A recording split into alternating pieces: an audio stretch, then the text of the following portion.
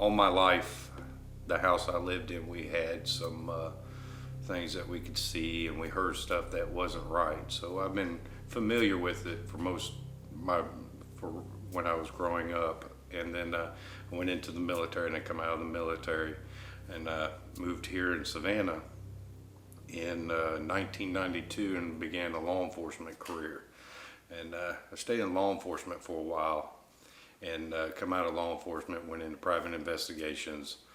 In 1997, I was watching a couple different programs. I watched one program about schizophrenia one day, and then the next day I happened to watch a program about ghost hunters and information. I was kind of like, you know, wait a minute, if part of being schizophrenic is hearing voices, and if there are ghosts and spirits, could these voices that they're hearing actually be real voices?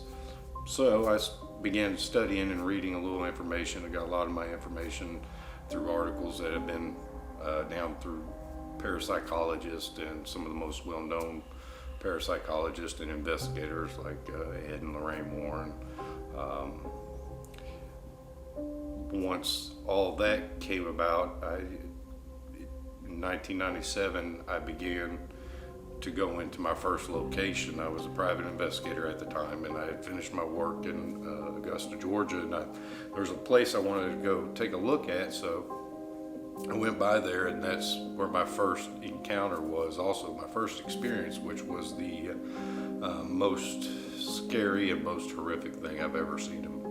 Anybody can possibly see in their life. To describe it, it's not easy, and it's kind of connected itself to me. I don't sleep much anymore because of it. I see it. I don't see it, but I can, every once in a while in the middle of the night, I'll wake up, and it's like I got another set of eyes looking somewhere else. It's real weird. It's hard to explain. But then I began doing some more studying and researching, and to fully start to understand, and contacting psychologists to find out if they would work with me about the schizophrenia and the hearing the voices. Well, nobody will want to work with me for the simple fact, if I prove that this person's home is haunted and they are truly hearing voices, it's going to discredit that doctor. So nobody wanted to work with me or would work with me, period. So I began reading some more, and it wasn't until 2009 that I decided, I really need to take this a step further, but I can't do it by myself. Welcome to the darkness.